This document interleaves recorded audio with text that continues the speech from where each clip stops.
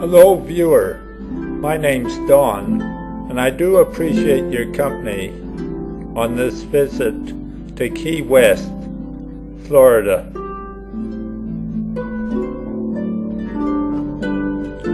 It's a fairly sizable city, too big really to walk around, and there's a lot of historic points, although much of its old character seems to have disappeared.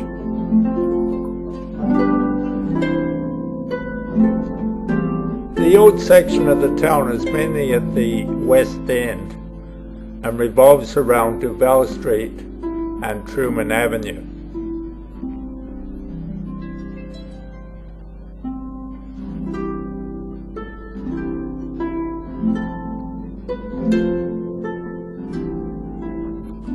A good way to introduce the town is to take a look at some old postcards and some paintings. This artwork really illustrates the tourist nature of the town.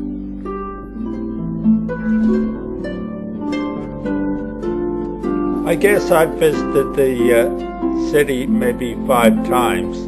My last visit in 1988 in a large camper bus where I camped for almost a week. But before that I visited regularly in the late 1960s and early 1970s with a group of university friends, driving Interstate 75 from Kingston, Ontario, Canada.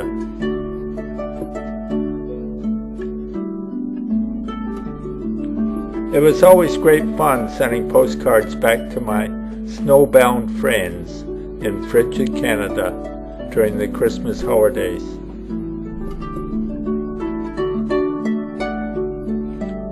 We mainly sat out on the beach, as this sign illustrates, enjoyed the warm weather, about 70 degrees or 20 degrees Celsius, and visited the pubs.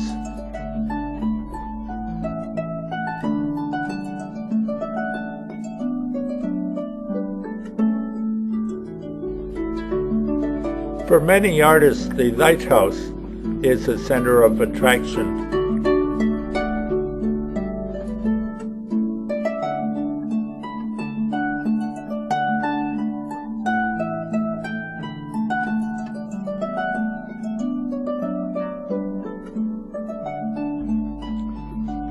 This painting illustrates the early historic character of Duval Street.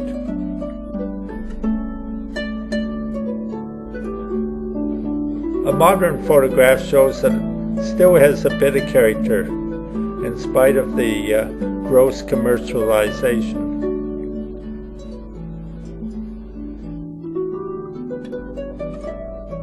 Well, I wish Key West really were like this. What a romanticized version. It's a pity many of the old houses have gone as well. This mural is romantic. It's a pity it's distracted by the garbage can.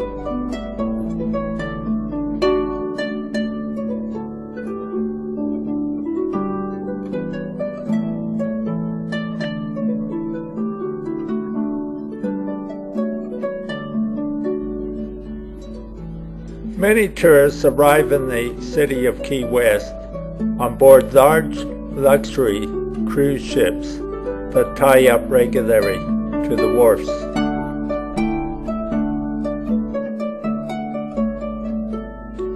I never had that pleasure. I usually drove about 30 hours non-stop from Canada on Interstate 1 to reach Key West.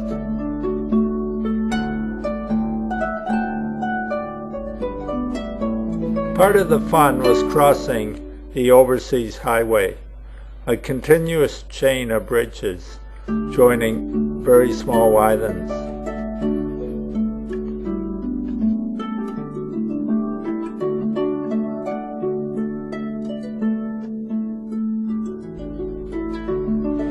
Here's an elaborate collection of postcards that illustrates the overseas highway, probably through the years.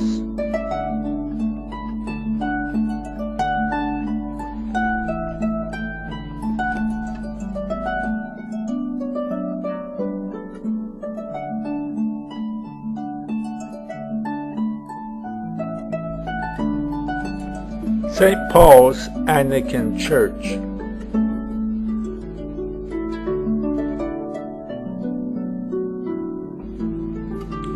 Most tourists visit Ernest Hemingway's home, which has been totally preserved as a museum.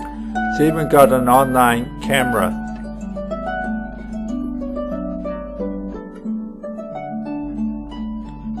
An artist sketch to illustrate his house.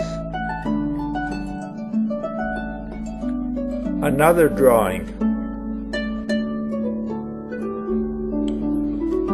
These houses are built in the same character as Ernest Hemingway's.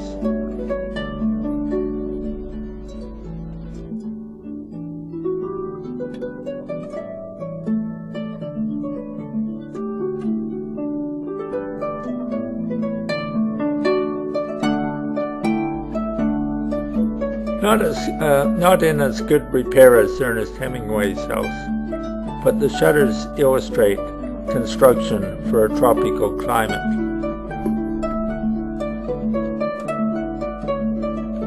Yes, this is Ernest Hemingway's house.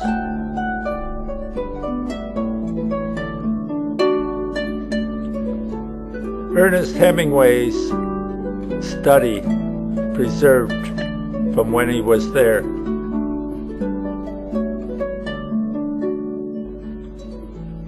Not everyone has as luxurious a mansion as Ernest Hemingway. This is more of the old traditional workers' cottage, still worth a fortune today.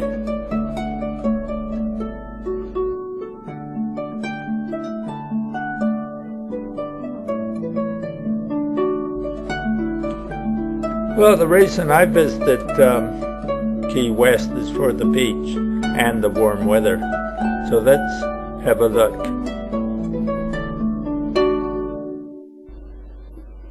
There are lots of pelicans, and they are fascinating birds.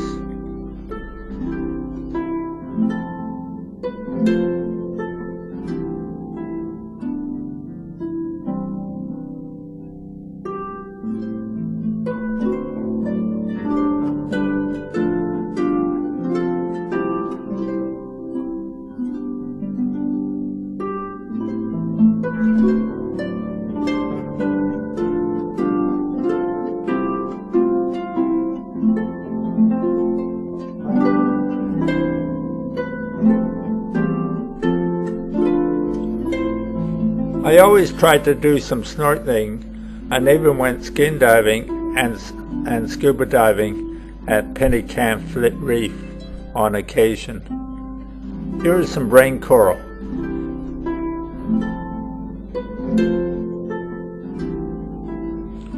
Key West is noted for good fishing, but I never managed to catch anything, and I certainly didn't see big fish like this, although when I was scuba diving I did see some mean-looking sharks.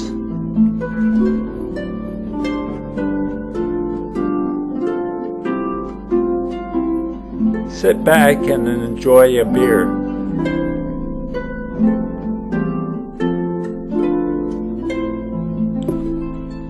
Conch shells are common in Key West, and we used to call our little group of university students the Conch Gang.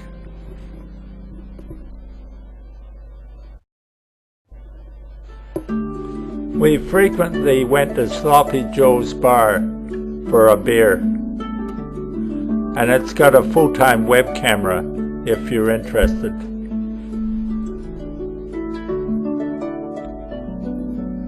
Their Sloppy Joes are not particularly cheap.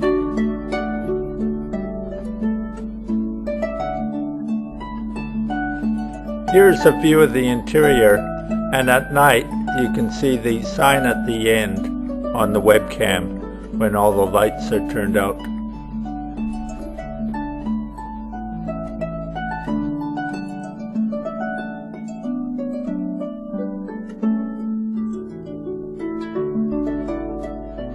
Thanks, viewer, for joining me on this tour down memory lane of my numerous quick visits to Key West during the 1960s, early 70s, and again in 1988.